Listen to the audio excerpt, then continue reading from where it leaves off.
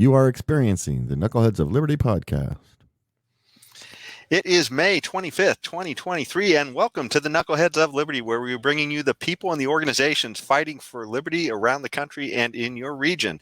And today we have a special guest with us. We have Chase Oliver, and he is a candidate for the 2024 Libertarian Party nomination for U.S. President. We recently interviewed him on another show to really dive into his campaign and what's going on there and how he came around to liberty. Now, this show, we're actually going to get into a lot of the topics, get a little more detail on different issues that our president's going to have to deal with. But before we do that, let me introduce you to the rest of the panel. In our upper left-hand corner, we have Leon, the word Brathwaite, last word in liberty. He is a retired engineer in the state of California. My name's Jason McPhee, and I'll be your host. And Chase is on our upper right-hand corner this time. Okay, so let's jump right. Well, before we jump into the interview, real quick, let me pull up Chase's page real quick. Leon, can you pull that up real quick so people can see exactly? So if you want to go find out more, if you don't have time to stay to the end of the show or whatever, it's votechaseoliver.com, and you can find out more about Chase and his campaign and a lot of the different issues, what his positions are on those as well. He goes into some of the things that are important to him there. So let's jump into the topics. One of the first topics, it's probably the most important topic to us on the show, is education. We just feel like it's kind of like an indoctrination mill against liberty. It feels like, because Jason, I don't think it feels like. I think it is. Yeah. Well, and so maybe Leon, maybe you could pull up the first story. So obviously, we saw this front and center during the pandemic that clearly kids weren't the top priority at that time, and now we're starting to see that kids are taking some hits. But that's just what we saw from the status quo. I mean, I really think the system is really selling kids short, just in general too. We do see though that there's been some benefits in a push towards school choice. That's gaining a little bit of ground as well because of this whole thing. And Hoover Institute actually has kind of a nice map out there about school choice and what some of the different states have to offer on that. So anyways, let me kick this issue of education to you guys. Chase, what do you think on school choice, or just education in general? What are your thoughts on that, and how would you address this as president? So let's frame it what you were saying about COVID, right? I often tell people that in every storm cloud, there's a silver lining. Silver linings is that the American public and parents across America got to see the failure that was the public school structure in their home via Zoom during the pandemic. And they saw how public schools were not ready to address the issue of the pandemic. And it caused kids to suffer, and it caused parents to look elsewhere. And so the pandemic which it was terrible.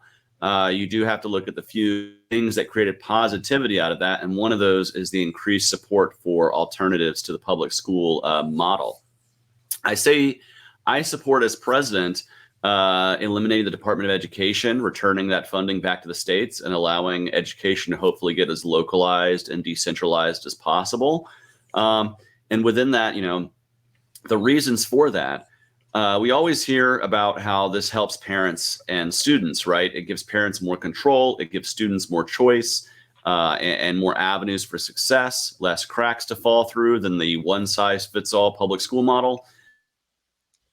We don't often talk about is how great this is for teachers, how there are thousands and thousands of teachers across this country who mean well, who want to educate kids, who want to do their best to make sure that we have a next generation of bright young learners, but are stuck within the model of the public school system.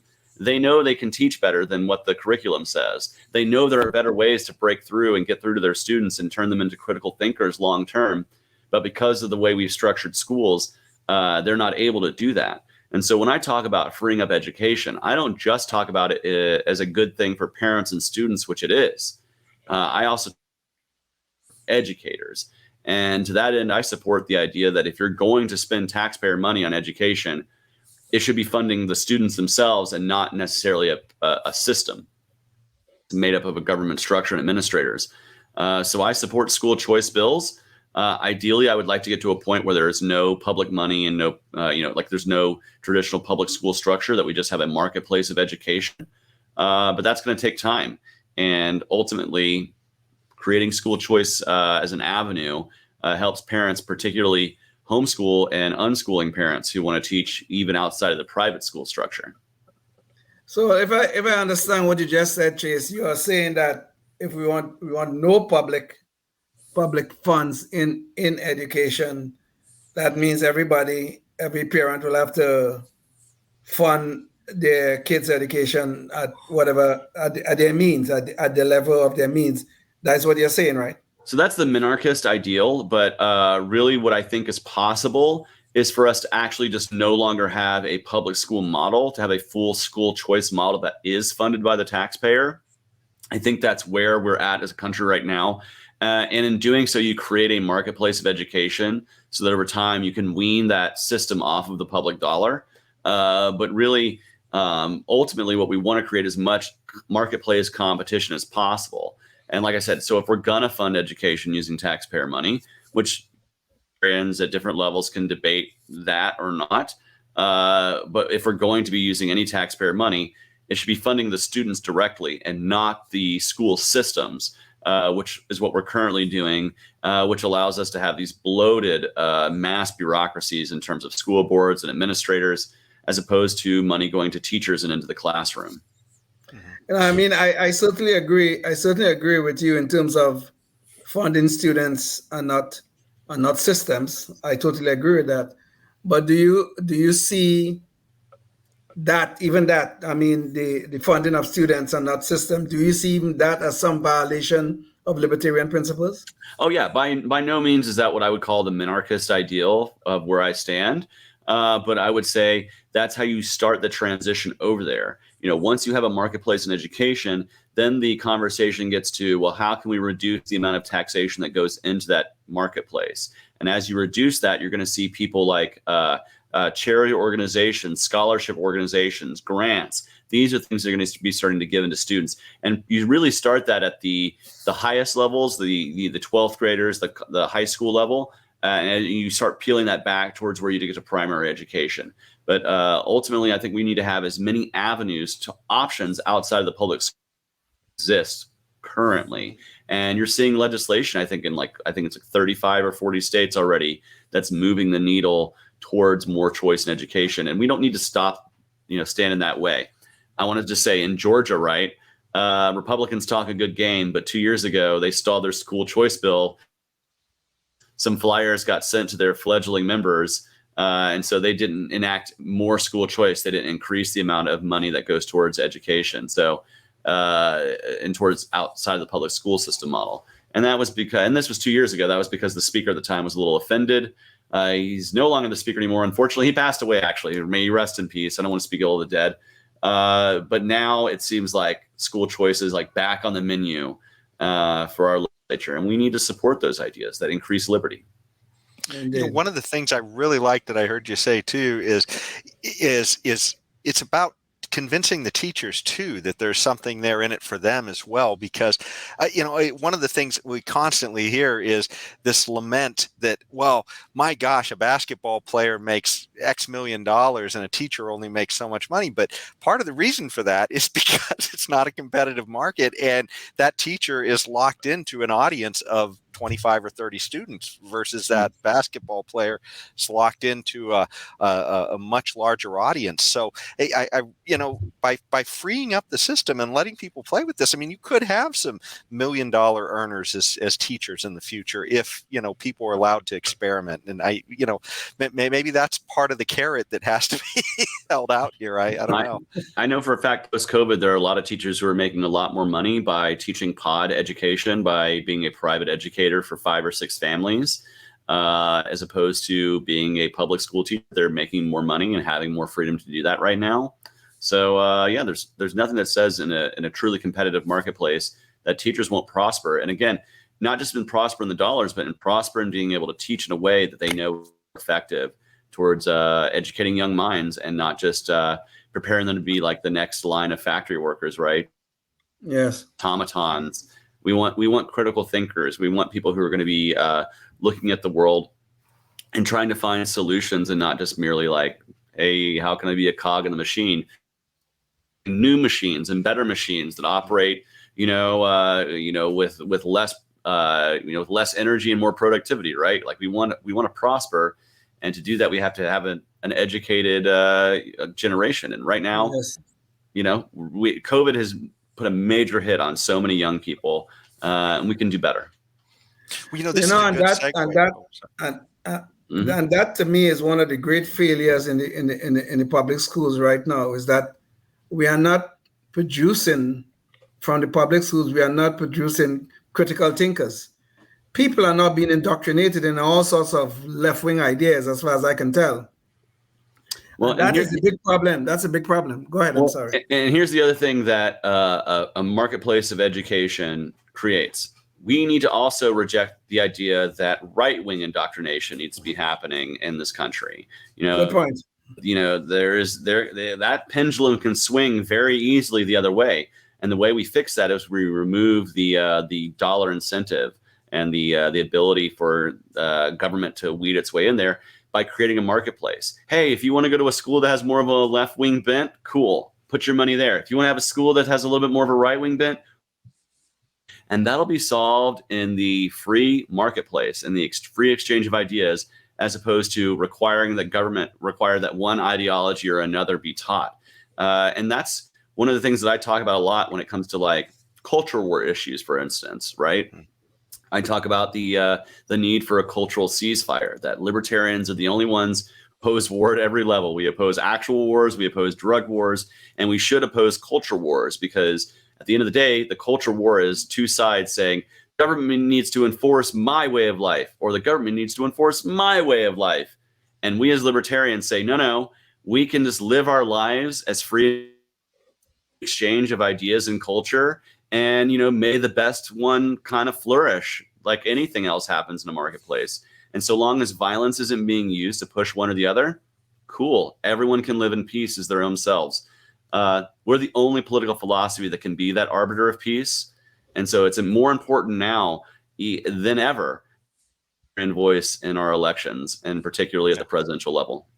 Yeah, it really feels like we're so divided now that we are the only antidote, as far as, pull that government back, don't force things on people. But, this is a good segue to the next topic, too, because we've sort of waded into it. But identity politics, which sort of gets into that culture war, but it's also tied a little bit to our education system. And Leon, could you bring up the visual on this? So one of the craziest things that we've seen with education is that they're literally trying to, I guess they're not liking the results they're seeing in some aspects, and so then they're changing the essentially the objective standards we think we put in, and they're saying, no, we'd kind of like to fiddle with this stuff at the end, based upon either ethnicity or other characteristics that are, maybe not so objective.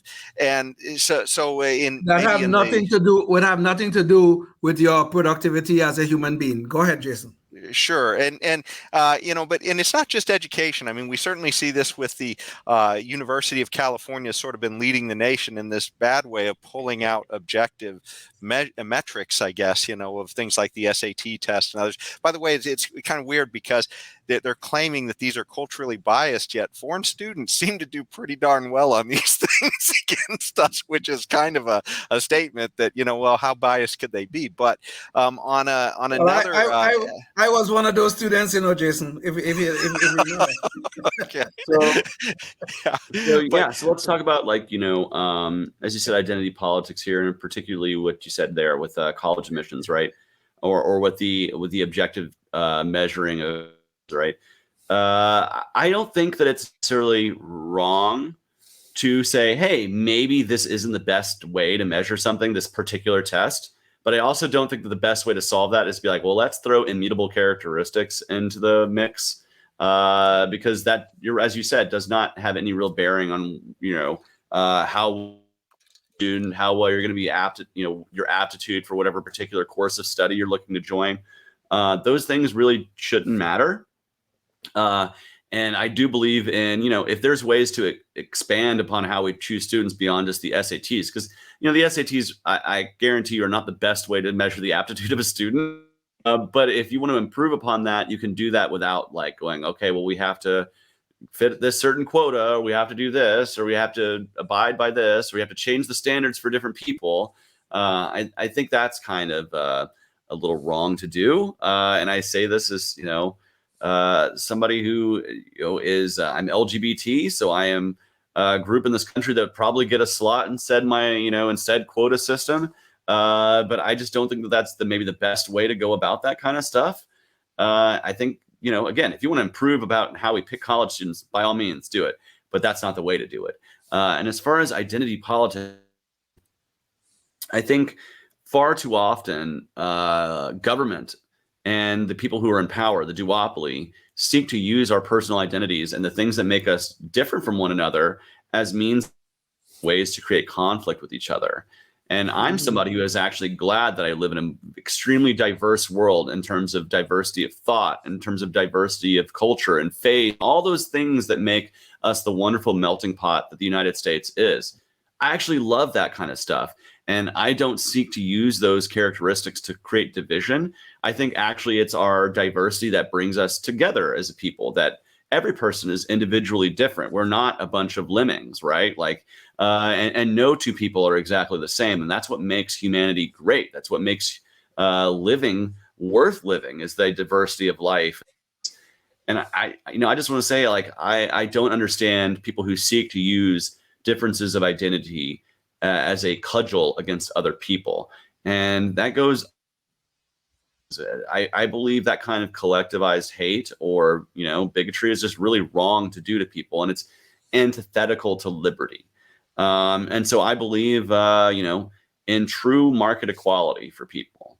And that also goes across, and that means also we need to step up and speak out as libertarians when there are structures within government that affect people more than others. When there is systemic problems in courts and when you can statistically see that stuff, and die to it, but we also can't be like, well, the way to fix it is to be punishing this people more so that it's all equal. No, the way to look at it is to go, okay, what is going wrong here? Why are there statistical anomalies with what's going on? And how can we adjust these things? And how can we address these issues without making it about identity politics? You can take the emotion out of it. Be more logical. Be more, I'm a Trekkie. Be more like Spock. Be more logical. Yeah. Just don't work for a giant federation, but be more like Spock. I know this is not the show to do this. Yeah, this is not the show to do this, but I could go into a whole dissertation about how Star Trek is not communism. About how, is not really? Yeah, you believe it or not, and about how long story short, both. First off, okay, I'll do it real quick. Star Trek is a television show that is made in our world and has made tons and tons of money for people and corporations in the free market. So it itself is not communist, but the world that it exists in, the world of Captain Kirk, would never have come about if the guy, and this is in a movie, the guy who developed the whole warp, the reason why he did it is because he wanted to get rich and retire on an island with beautiful women. And so the profit motive is what made the whole universe even come about. And so both in and outside of the real world of Star Trek, it's all capitalism, baby. And so you're welcome. Chase, I think we'll have to have you back to discuss that, because I think you got a problem with your logic right on that. Well, and this is on the identity politics of Vulcans too. So hey, me and Justin Amash both love Star Trek, and I'm sure as libertarians we can both make the case for why libertarians should enjoy it. It's also too, so there's that. It's a post-scarcity economy. Anyway, back to the series. I love Star Trek too. Don't get me wrong. I love Star Trek, even back in the classic one, all that. I love it. I love to watch it. I still watch it sometimes. But no, I think we'll disagree on whether that was communism or not. It's my Star Trek mouse pad. Okay. Well, I think you've got a lock on the Trekkie vote at this point. You really do. But getting back to what we're talking about here, we need to have a little bit more logic when it comes to these things, and we need to quit like using each other's identities as weapons against one another. I think that's what's created so much division, so much hyperpartisanship in this country. And the powers that be love to use our identity. In 2004, it was gay marriage that was used as the big wedge issue to get Republicans out to vote. I think now you're seeing that, right, in terms of trans issues. Act like it's like the biggest issue in the entire world. Like, oh my God, trans everything. There are 1.2 million trans adults in this country, and a nation of almost 400 million people. The fact that they're continuing to talk about them in particular tells me that there's other stuff going on that the people in power want to distract you from paying attention to. And so I would urge you to reject arguments about beer cans and the debt crisis, all the curtails of liberty when it comes to the security state.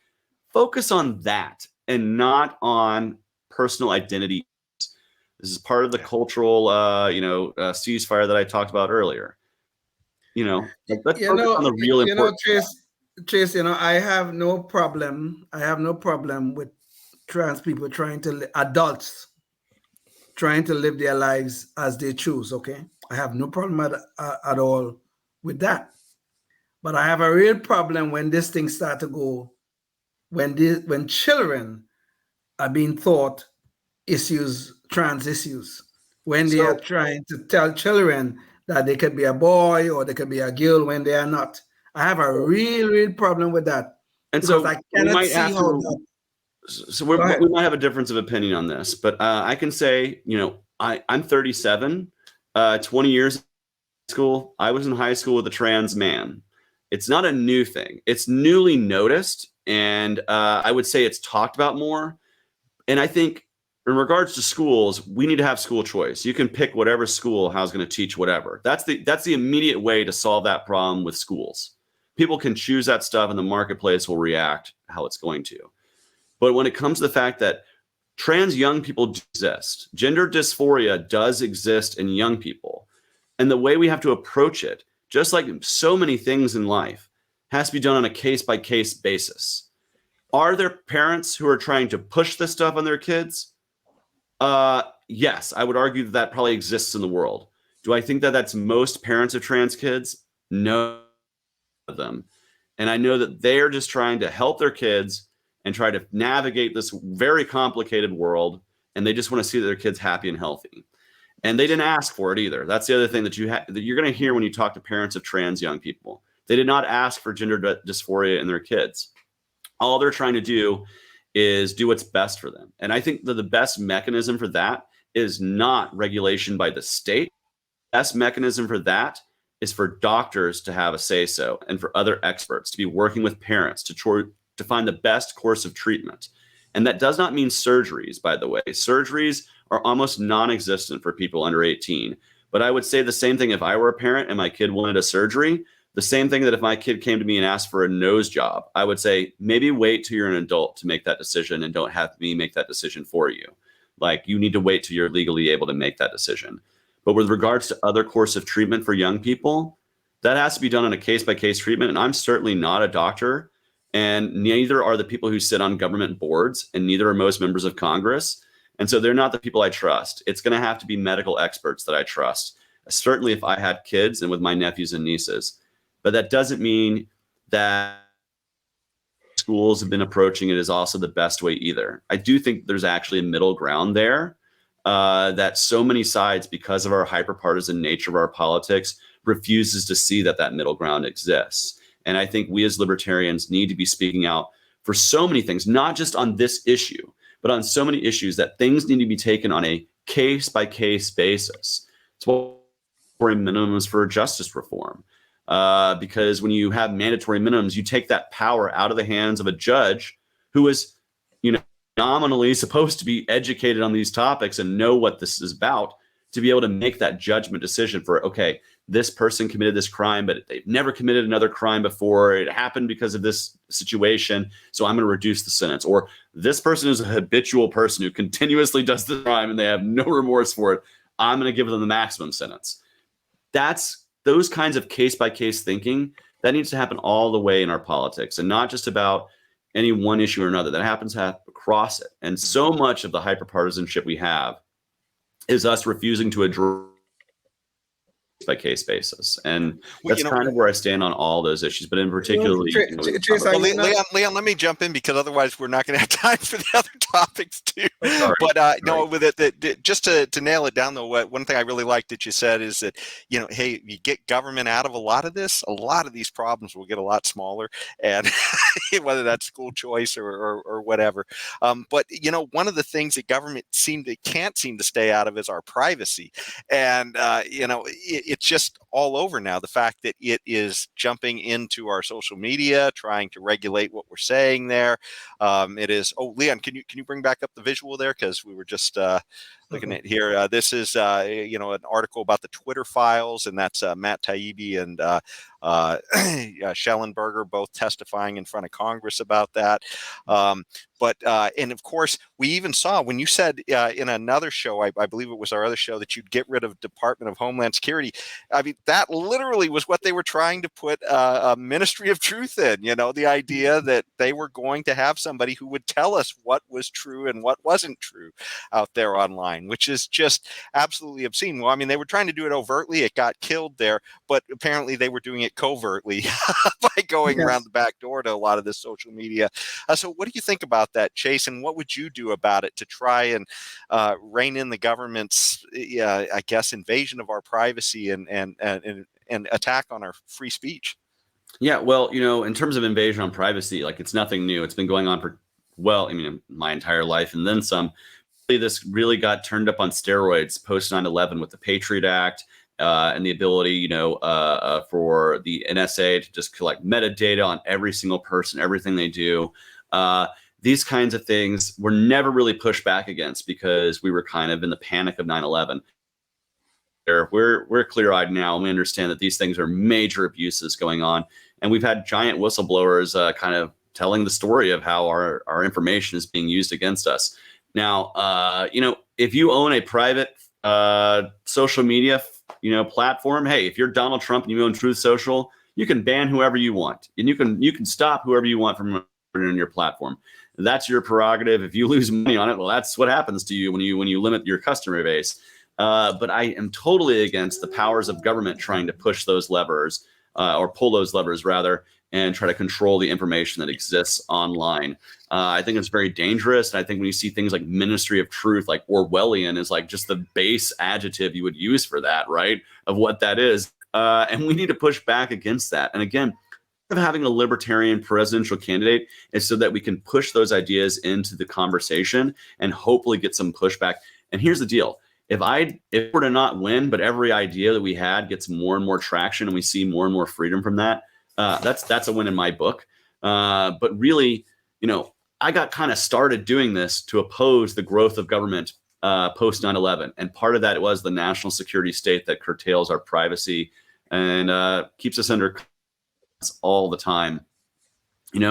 I just oppose such things on its face as being antithetical to liberty. And, I see a real dark day forward if we continue this. And again, this isn't just a left-wing issue. Like, the Democrats are doing it right now, but you bet yourself, like, if Republicans were in power in 2024, the Ron DeSantis or the Donald Trumps of the world are power of government to clamp down on their information. I know they say they're not going to. Oh, it's so bad what the Democrats are doing. But then every time they get in office, they do exactly what Democrats do. Just like they were like, oh, the spending is so bad under Democrats. And then Donald Trump went and exploded the debt. So they will say what they want to say to get elected. But when they do, and they get that power in their hands, it's like the ring of power from Lord of the Rings. Like, they just can't be controlled by it and overwhelmed by it. Well, that's what's going to happen. This is why you have to start electing libertarians at the local, state, and national level, because we're the only political party that's going to stand firm against those kinds of abuses and really uncover them. And like I said, if I'm elected on day one, we're pardoning Snowden, we're pardoning Assange, we're pardoning these people who let us know about the abuse. And if I'm elected president, right, my White House would be the most open to whistleblowers, period. If there's things that need to be, if there's whistles that need to be blown, do it. My administration will not punish you. Reveal all the bad things that all the people who are doing so I can fire them and get rid of them. Real quick, and jumping in on that whole analogy to Lord of the Rings, I feel like the Libertarian Party is the Shire, because that's the only place you're going to find somebody you can trust that ring of power with. Well, it just makes me want to become a homesteader, right? Just live on my farm and try to separate myself out as much as possible. But unfortunately, if we do that, if we ignore the evils of the world, everything just becomes. Sometimes we got to step out of the Shire and we got to grab the ring and toss it in the flames, because that's what I'm seeking to do. I want to take the power away from the powerful, the people who have seized that power, and give it back to each and every one of us, to our individual sovereignty. And so, libertarian, and I could kind of go find my own little piece of land and just homestead and grow my crops and live alone, away from all this as much as possible. But eventually, it would come to get you. And so, we got to do the hard work of stopping our liberty. Okay. Yes. Leon, if you didn't have anything to say, I was going to jump on to the next thing real quick. Did you want to jump in real quick, or? No, well, it's just the whole issue here we're talking about is how power corrupts. Okay, and I mean, Chase kind of answered this previously, but do you believe that libertarians can really resist the corruption of the corrupting power of having that power, that thing in your hand? Do you believe libertarians can resist that desire? I like to think that we can, and at the very least, we can do it better than most in terms, of that stuff. Like, I'm not going to pretend to say that if we all of a sudden just got all the power, there wouldn't be some people who would be like, "Ooh, it's so shiny," and like go for it. But I like to think that I'm somebody who would stick to my word. I don't seek to wield a lot of power, and I know that sounds crazy when I say I'm running for president, but I'm really seeking to just give it away back to individuals, right? If I were to be, and it sounds crazy, right? If I were elected president, I'd become the most powerful man in the world, the free world, right? But I would immediately start reducing my power, because that's frankly, the office of the president of the United States becomes so powerful that no one person can really truly wield all that power with open honesty. And effectively, it's just such a huge thing. Like, you can't keep your eyes on every single thing. So then you're relying on the government structures that exist underneath you, which by their very nature are corrupted. And so, even the best of intentions, you're going to be running into a lot that's coming out of Washington, D.C. And so, you have to be prepared to get dirty, man. Like, I ain't afraid to get dirty. I ain't afraid to have to deal with the BS and have to get, but ultimately it'll be better for each and every person. And if I can, help the world be a little bit more free, it's worth all of it. It's worth the muck and the mire. Well, I'm going to segue that into two issues that I wanted to meld together here. One is the future of our dollar. I mean, one, we've done a terrible job of putting ourselves into debt, but we're also have a lot of talk now that the way out of it somehow is a digital currency, which also kind of has all these privacy implications to it too. So this idea of a digital dollar in Europe, they're actually really starting to make some headway towards moving towards that digital euro, I guess. But there's some talk here in the United States as well about that. But just to give our viewers a sense of where we're at with how bad of a job we've done with our debt, the national debt. Let me see here. I had a. Isn't there debtclock.org? You can see the actual clock. Yeah. No, that's one place. I had here we go. This is here it is. This is the debt. This is the from the treasury.gov. And so this just shows the debt over time, just the raw debt. And then here's another visual too, to get a sense over time what that is with respect to the economy. This is from the CBO, our Congressional Budget Office, and it shows, way back in 1900, the amount of, this is debt to GDP. So that's essentially the productivity of our country. It was a tiny fraction of the productivity is how much we owed. Then World War II comes around and it goes really high, but we managed to become productive and get out of it. Now the CBO is projecting we're going off into the stratosphere atmosphere. So this should scare the hell out of everybody. I mean, this is bad news. And of course, the GDP is sort of flattening out too, which shows that even in that other story that we were just saying, yeah, we need the GDP to keep rising. Otherwise, that curve is going to get a lot more steep that we were just looking at. And of course, inflation is rocking us right now too. So Chase, it's the ship feels like it's sinking. What does Captain Chase do about this? So first, you mentioned CBDCs. I oppose them with every fiber of my being. I support alternatives to fiat currency like Bitcoin and others, but not doing that through a central bank. I think that's actually antithetical to the whole idea of digital currencies, to have it through one centralized bank of the United States. And also there's the implication that, CBDCs, if that's what we switch to, we don't use fiat cash anymore, they can turn that off. They can turn it off. And so you become a dissident in government. Government doesn't like what you're doing. There's a world where they can just turn off your wealth and completely cut you off. And so we don't want that. I know it sounds weird to have to explain that, but we don't want that kind of dystopian conditions to exist. And so, I absolutely oppose CBDCs, support the alternative like Bitcoin. I also support, collecting things like gold through actual commodities that have, a standard price. That's not a terrible idea either. And then as far as like our debt crisis, what we're going through, this is one of the reasons why I want to be running for president, because we provide a generational contrast when we have a candidate who's a millennial for president, because it's my generation and the generations that follow me that are going to have that bubble when it bursts, and I'm going to deal with the hyperinflation that's going to come with it if we don't start addressing it now. So it's really important for us to be speaking this message to young voters now, that if you want to have a future with any kind of services from government, any kind of structure, you have to start cutting right now, because otherwise we're going to be in a really bad place. And the people in power, these people who are 80 years old, they don't care. They really don't care about this stuff, because they're honestly not going to be around to see it, come to fruition. They only care about their power structures and maintaining till the next 2-year election cycle. And so we have to start talking generationally about ways to reduce the size and scope of government so that we can reduce the debt ratio and actually start paying down the debt. And that starts with balancing a budget, right? We haven't had one of those in the last 23 years, right? So let's start getting back to even that bare practice. I said in my debate with Raphael Warnock, why is a balanced budget a radical idea and not a rational idea in this country anymore?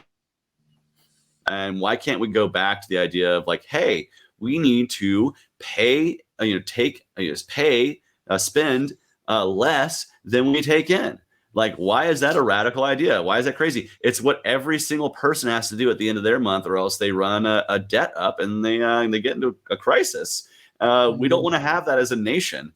And so we need to be returning back to sound fiscal principles. And I know it sounds weird to be coming out of a young person's mouth to say we need to get back to at least the balanced budgets of 23 years ago.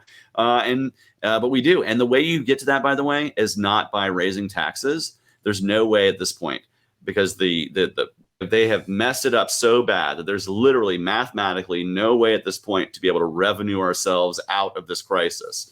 It's only now a spending issue. We have to reduce the amount of spending, because if we don't, any kind of revenue generation we're going to do to even get anywhere near paying down the debt is going to cause so much of a stagnant in productivity that we're never going to grow ourselves out of where we need to grow out of. And we're going to be stuck with negative growth and recession and depression. So we're not going to be able to tax our way out of this problem. Sorry, Democrats. You messed that up 23 years ago. And then some. And then sorry, Republicans, this idea that we're going to cut things from 5% to 2% and call that a cut, that's not going to fly any. We have to be really serious about it. And people say all the time, oh, will that create a shock? Yeah, it'll create a shock. The longer we wait, the larger the shock. But Milton Friedman said it best when he said, it creates a shock when you take the bottle out of the drunk's hand, but that eventually and then his body heals. We need to take the booze out of the hands of these drunkards who are taxing or spending ourselves into oblivion, and let our body, that is our economy, heal over time. Yes, indeed. Your fear about central bank digital currency is well-founded, very well-founded, because if you look at what happened in Canada, which supposedly is supposed to be one of the freest countries in the world, look at what Justin Trudeau tried to do to the truckers when they were protesting some of the COVID restrictions that he imposed. I mean, look at what happened. And this is supposedly in one of the freest countries of the world. This was really astonishing. Just for those of you who aren't familiar with it, Trudeau essentially shut down their ability to be funded so that they could speak, so that essentially they wanted to protest, and he shut down their speech by shutting down their money. So this makes it even easier because they didn't have a CBDC there. Exactly. Yes. Yeah. Okay. Well, and then, did you want to say anything more, Chase? Or no, I was just we're talking about a lot of things. So if we want to kind of move on to the next thing, I'm happy to talk about it. Awesome. So the next thing that President Chase would have to face is some of these issues with the environment and energy, and we've seen a massive contrast between the last two administrations. Trump was kind of a drill baby drill, and the Biden was kind of plug up all the all the wells sort of guy. It was his first thing in office was to shut down the Keystone Pipeline. So and certainly there was a lot of efforts he made too in shutting down a lot of ability to drill, and he sent a lot of signals to a lot of the oil companies that, hey, look, this is not a thing of the future. So, but anyways, this is clearly a big issue going into the future. We've seen gas prices spike, and the question is, does a lot of this stuff make sense? Certainly there's a tie into climate change, and certainly some people believe that's a big issue. To me, though, it does seem a little bit odd that, like in this case, President Biden kind of shut down our own oil production and then asked for oil from foreign countries, which seems a little bit odd here. You're giving a fist bump to the Crown Prince of Saudi Arabia. So anyways, what do you think about the issues of energy and the environment, Chase? What would your focus be on? So when you talked about like, Biden is signaling that oil is not going to be around much longer, I would rather be the market that signals those things as opposed to government. And so my energy policies, first and foremost, I would remove all energy subsidies or look to remove all energy subsidies from every form of energy, whether it be green energy or traditional carbon-based energy, and let marketplace principles start working there. I tell you right now, there is definitely a want in the marketplace for consumers for cleaner methods of energy.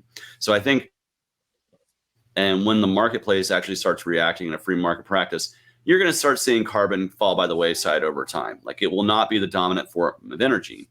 But we need to talk about what could be the dominant form of energy if we deregulated it and made it easier to start it, would be nuclear power. Nuclear power is one of the game changers. I really find it funny when environmentalists on the left are anti-nuclear, because nuclear power is the only means that we're going to be able to do to get off of carbon, to have a carbon neutral way to power ourselves. There's just not enough wind turbines and solar cells to produce that can do that right now with where the technology's at. And so the quickest way for us to transition away from carbon-based energy and to an actually less expensive and more productive version of energy is nuclear power. And, there's always that fear of like, a nuclear accident. Well, more people have died from a result of coal plant accidents or dangers in the mines. And then certainly people who've had respiratory diseases from coal died in a nuclear power accident. Nuclear is actually far safer.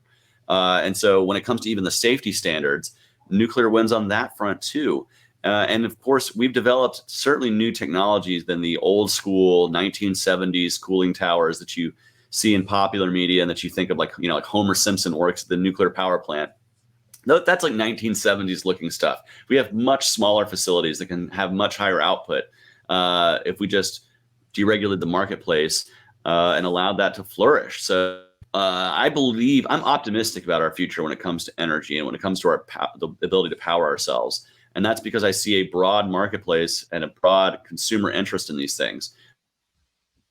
Elon Musk is a billionaire, and Tesla has developed so many of these technologies because there was a market demand for it.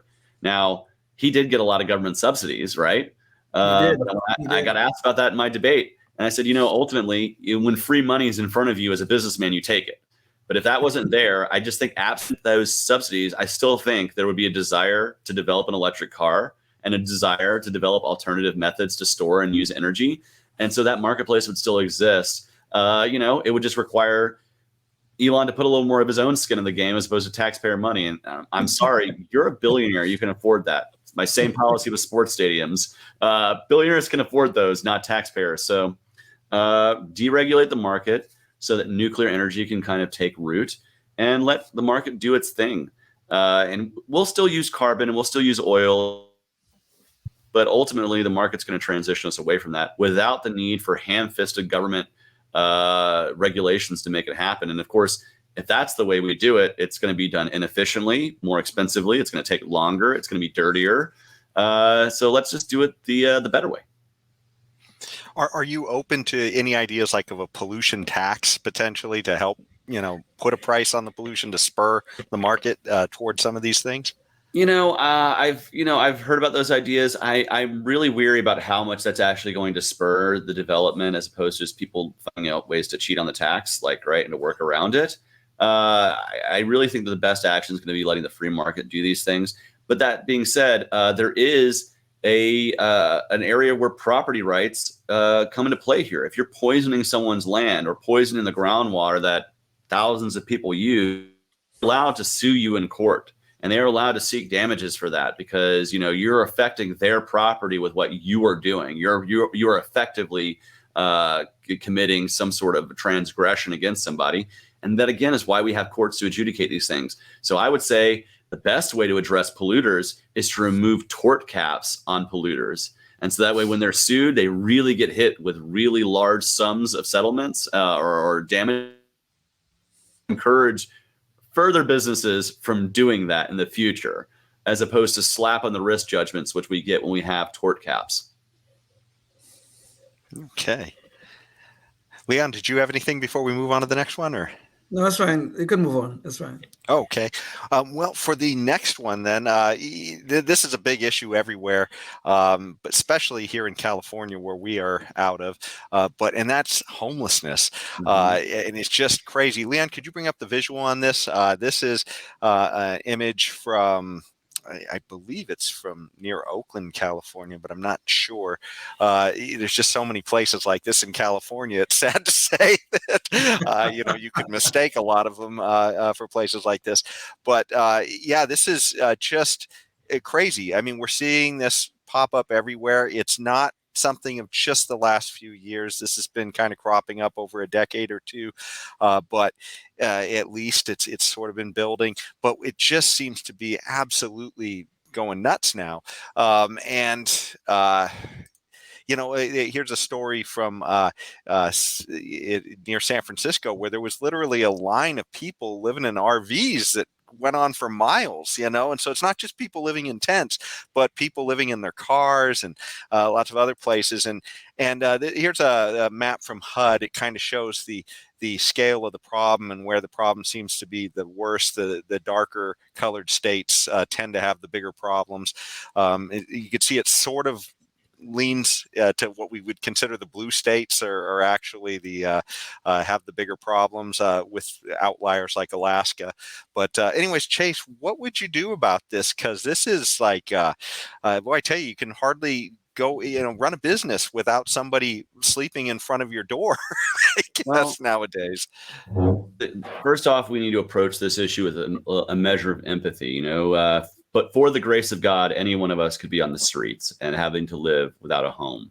And so the first thing we have to understand is that people without homes, people who are living on the streets, they're also human beings who deserve that same amount of human respect. But there's a lot of issues that go into play to why we have homelessness crises across the country.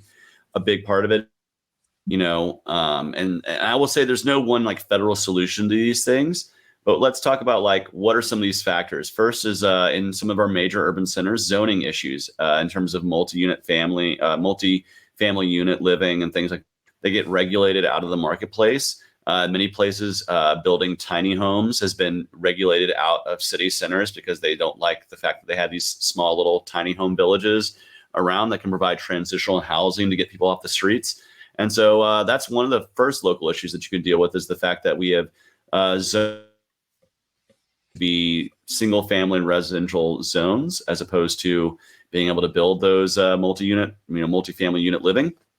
And that has to do a lot of times with NIMBYs, the not in my liberals, the people who vote blue, but then they don't want to have poor people in their neighborhood, which is because, God forbid, their property values go down a little bit, right? And I think that is one of the biggest issues that we have to deal with. And that's why you see in so many blue states, you see kind of this issue exacerbated with that. Another big issue is addiction. A lot of these people who are living on the streets are suffering from addiction. And it's a disease that cripples you physically and mentally from being able to rise up, and sustain yourself and live on your own terms.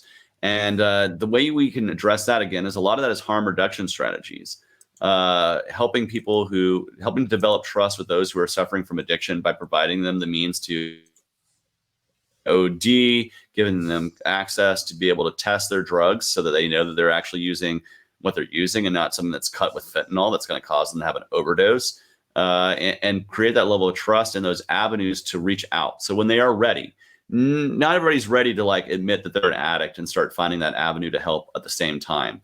But if you create those bonds of trust through mutual and direct aid, people are going to find those avenues when they're ready for it. I mentioned Shred the Stigma in another podcast that we did in another episode. But Shred the Stigma is a group out of Oklahoma. And what they do is they pass out Narcan and clean needles. And they say, the first time we meet these people, they're giving us a fake name and we're meeting in a city park that's not near their house. The second time, they let us know their real name. Maybe by the third time, we're being invited home as opposed to the park.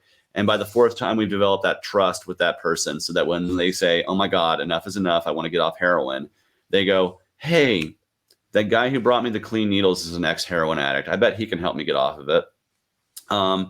That kind of human empathy is how we're going to start addressing this issue. You can't just address it with legislation. You can't address it by putting hostile architecture in front of buildings and stuff and just imagining that the problem's going to go away. I think that's the biggest problem with it, is that so many people just think, we'll make it where you can't sleep on this bus bench, or we'll put some spikes under this overpass so they can't sleep here. And the problem will just magically go away. It'll just disappear. It won't. It'll just make those people's lives even more miserable. And you've just wasted taxpayer money. And so, there are better ways to address homelessness. And I think a lot of it just comes from actually seeing them as human beings and not just as a blight or as something you can just fundraise to create additional state money to go to things. We also need to be encouraging mutual aid through groups like churches and charities. And if we have more taxpayer money given back to us with a reduced state, more people will be able to give. We're a very giving country. And I think improve those conditions a little bit and we'll have less people living on the streets. Chase, you touched on all the high points of homelessness, and I agree with your last of the points. But the first thing you mentioned in your answer was focusing on the fact that these small homes cannot be built and things like that. And I am not sure that homelessness is really an issue about lack of homes. I think homelessness really and truly is a problem of drugs, alcohol, and mental health.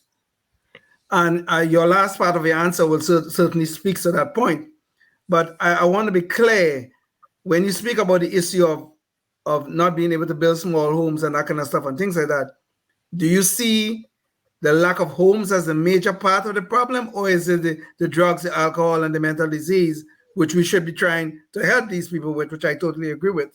Do you see that as a major part of the problem, or is the lack of homes the major part of the problem? I think they both have a role to play. I think certainly the mental health aspect and addiction aspect is at the human level, what is causing people to remain and not be able to pull themselves out of living on the street. But I do think that in many of these cities where you have large population centers who are homeless, the homes are unaffordable. I mean, you just showed a line of cars outside Marin County. Marin, the highest per capita places to be able to purchase a home or stay. And that's because San Francisco has, very much been one of the biggest NIMBY cities in the entire country. They have, and because of this, you now have the Tenderloin, right? You're seeing just lots of people living on the streets who otherwise, if you were to be able to have access to more housing, and like I said, transitional housing, even small that are currently being zoned out, you could create the means to transition people away. But I don't think that's the sole issue, no. And I think that ultimately the biggest issue is that human factor of people who are stuck in a cycle that's impossible to get out of, much of it due to addiction and mental health. But yeah, I don't think there's a silver bullet one way or the other that's just going to solve the issue. Is the most important thing, that it's not like, oh, well, just elect me and the homeless people years. That doesn't work that way, unfortunately. I wish we could wave magic wands and fix all the problems, but in reality, it's a far more complicated issue. But I agree with you that certainly that human element of mental health and addiction is the greatest factor in terms of why people get stuck in the cycle. Well, okay. Certainly after many decades of drug war, it doesn't seem to be doing much for us on this end as well. And speaking of wars, defense, that's another issue. We Ron Paul kind of brought this to everybody's attention when he was running for president. But, the idea, we have these bases all over the world, and it's not really looking much like defense, right? I mean, if you've got bases everywhere, at what point do you consider yourself offense, I guess? Leon, can you bring back the visual real quick here? Because that's what we're just looking at that here. And then this is a map from Al Jazeera showing all the different military bases we have all over the world, it's just we seem to be engaged in wars everywhere in the name of defense, and we're running out of ammunition.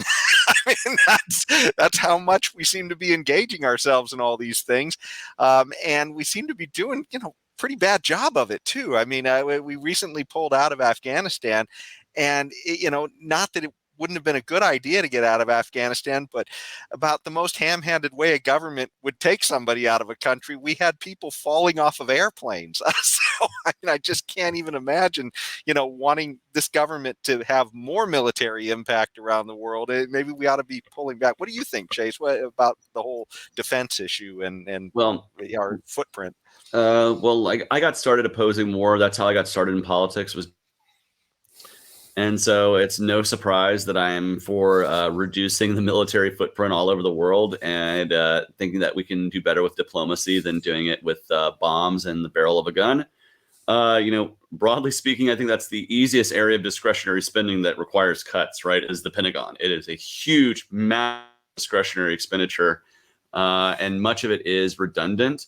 Much of it is graft and basically corporate welfare for the military-industrial complex. And again, I'm sorry, we can spend some less money, and if Raytheon and Boeing has to cut some jobs, I'm sorry, I'm sure those very intelligent folks who work in the weapons industry can find work doing their work in an application that require blowing up people all across the world and creating that collateral damage that drones create and that bombings create and war creates.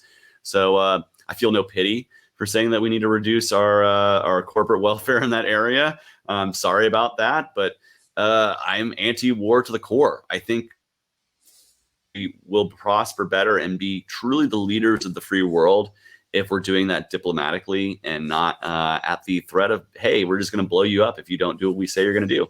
I think that's going to create longer lasting, not alliances, because I here being stuck in entangled military alliances, but it'll create better market relationships between nations if we don't cause so much violence and havoc around the world, I think. And really the purpose of a military is to defend us from invasion or attack.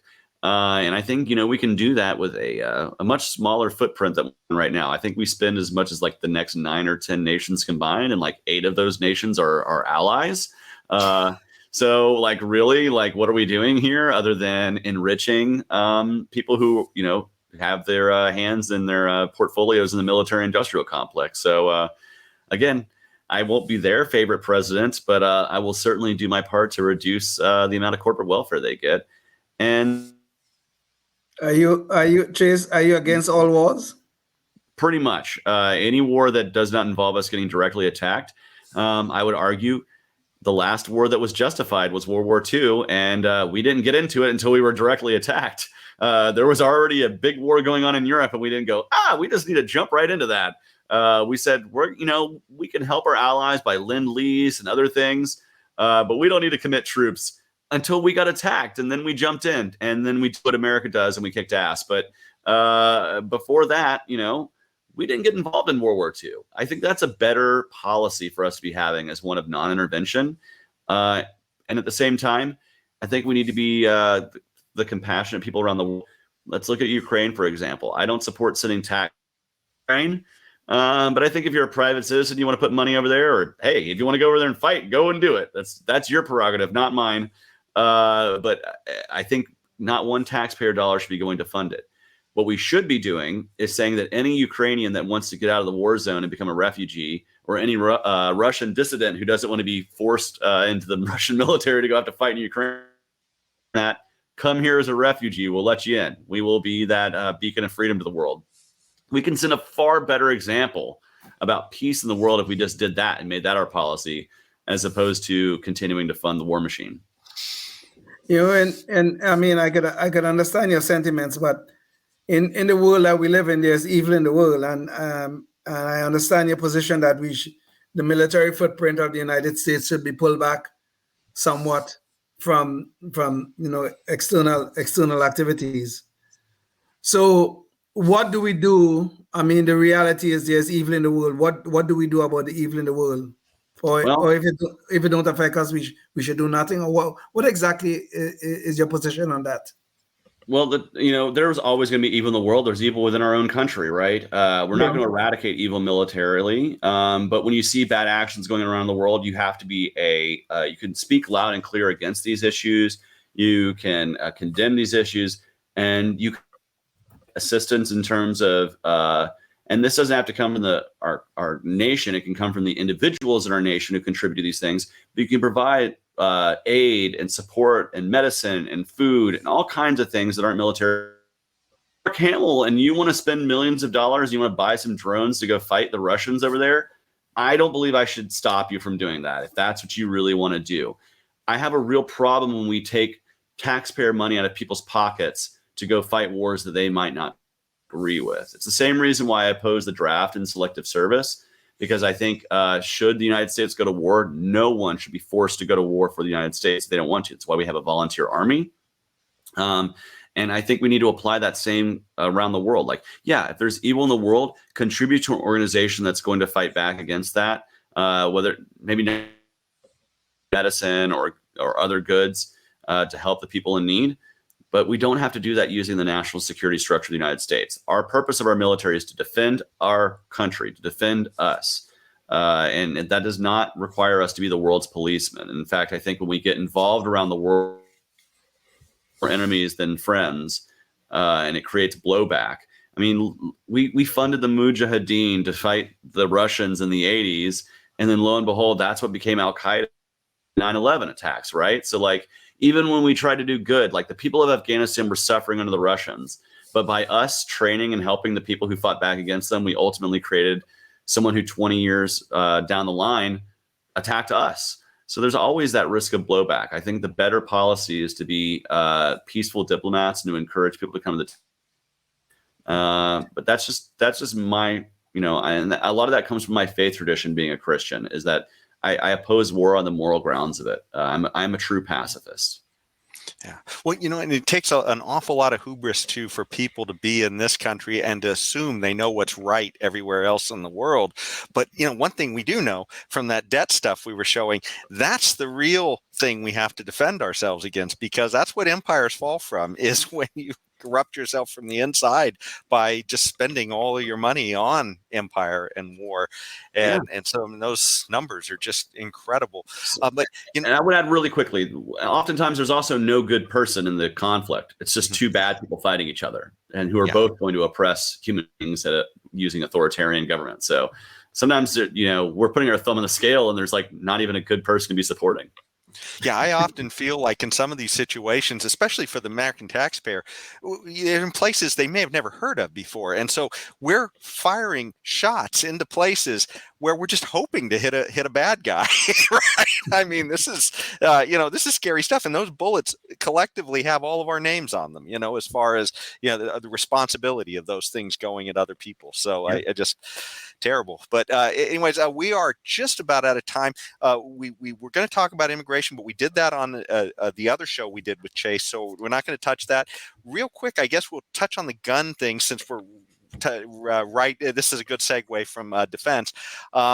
So Leon, could you bring up the graphic real quick? So mass shootings, sadly, it seems to be a thing.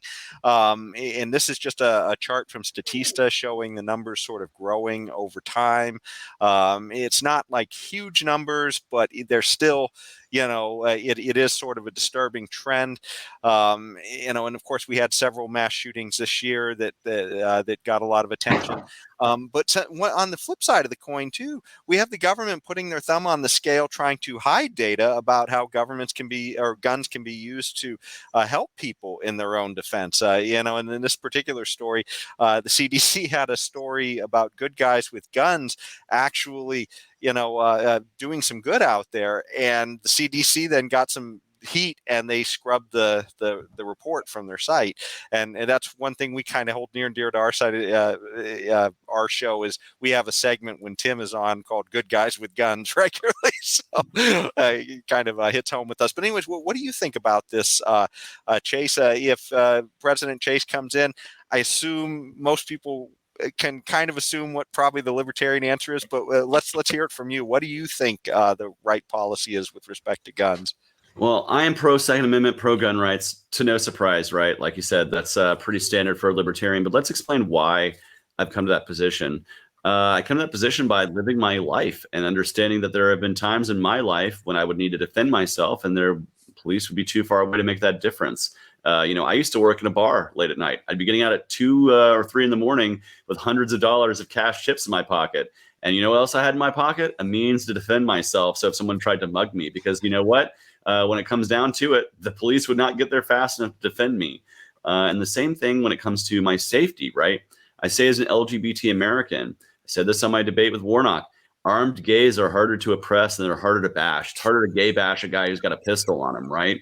And I sincerely of shootings like we've seen in Pulse in Orlando, Club Q in Colorado Springs. It's better for us to have a means to defend ourselves. 49 souls were lost at Pulse. How many less people would have died had one person been armed and securing the property to make sure that those patrons are safe, right? There's a possibility we could have saved a lot of people's lives.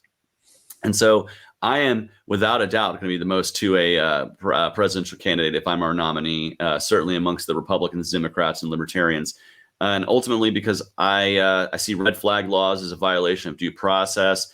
I see things like trying to make braces illegal or suppressors illegal. Well, that just hurts the people who are most vulnerable. If you make a pistol brace illegal and a rifle, you're just making it where those who are smaller aren't able to use it. And that means your wife, that means your handicapped neighbor, that means somebody who is going to have a size disadvantage. And when it comes to things like suppressors, you're just asking for people to have more hearing damage. Suppressors aren't lie people tell. So yeah, I love me some guns. I love the ability for us to defend ourselves. And it comes to me from a moral position that we have the moral right to defend ourselves. And you're right, mass shootings have occurred, and that is a tragedy. But I don't think it's because we have guns. We've always had guns in our society. We've always been a very what has changed are two things. One is the amount of psychotropic drugs that have been used to treat mental illness when maybe there's other alternatives. And many of the side effects of these drugs are increased tendencies towards violence or self-harm. So we need to be talking about that because a lot of gun violence is actually suicide too. And then the other big part of it is the fact that we have empathy in this world. And that's because much of it is due to the nature of social media, that you can just jump onto a Twitter account and you can spill bile out into the world and you can insult people all behind an avatar, say things you would never say to a person in face to face, and it makes you feel powerful. It's like a drug to some people. And it's that lack of empathy that has caused us to dehumanize people and cause the propensity for mass violence. That's why many of these people who commit mass violence are lonely souls on the internet who find people to hate, and then they go and commit violent acts against them. And that's really where the issue is. It's not the fact that we own guns to defend ourselves. My mom went to high school, and they had a shooting club where kids would come to school with their rifles bagged, throw it in the locker, and then afterwards they would go target shoot. And never once was there a school shooting. So the question isn't guns. And then the final thing about mass shootings is how easy it is to create soft targets. When you don't have anybody who's there who's able to be armed and guarding the property, you create a soft target for these shooters. And that's the biggest problem with our schools. That's why you see these school shootings, is because we've made it too easy for people to prey on our young people. Nobody goes and commits a mass shooting at a courthouse because they're armed to the teeth, and there's metal detectors, and there's all kinds of means to protect people there. Why can't our schools be the same way? Yeah. And that's a good point with the courthouse, because certainly a better motive to go there than to a school, you would think, as far as exactly. Yeah. So, thanks so much. Leon, did you have any final thoughts you wanted to throw in on that last? No, I think Chase is absolutely right. I mean, it's really and truly is not guns that the issue. Is the evil people behind the guns. That's a problem, and we have to do something about that. Whether it's because of the drugs that they're taking and creating also the mental disorders for them, whatever it is. But it's not the guns. It's or not access to guns. It's the evil people behind those guns are what's creating the problem. So I agree. Yes. Awesome. Well, thanks so much, Chase, for coming here and sharing your thoughts on what you think the country needs, what policies you think would work best. I think this has really helped people, and I hope people will, find this and be able to become better informed about what solutions might work out there, because we certainly are a country in need of solutions. Did you have any final thoughts? Pulling up Chase's page, can you pull up his page real quickly? I've got his page just so people can go find that again. There we go. And that's votechaseoliver.com. Chase, did you have any final thoughts you wanted to leave the audience with? Thoughts is please check out the website, become a supporter if you like what you see. And ultimately, I'm seeking to be a contrast to the two-party system in our presidential election. And if you're a libertarian who likes to see that contrast, who likes to see a bold, principled vision for the liberty movement moving forward, please become a supporter and check me out as I travel across the country. Say hello. I love meeting people as I campaign. Awesome. Well, thanks so much, Chase, for joining us, and thank you out there for watching. And until the next one, stay tuned and stay free. Yes, indeed. Life, liberty, and the pursuit of happiness, always and forever. Thank you for listening to the Knuckleheads of Liberty podcast. Find us on Facebook, Rumble, YouTube, your favorite podcast network, and at knuckleheadsofliberty.com.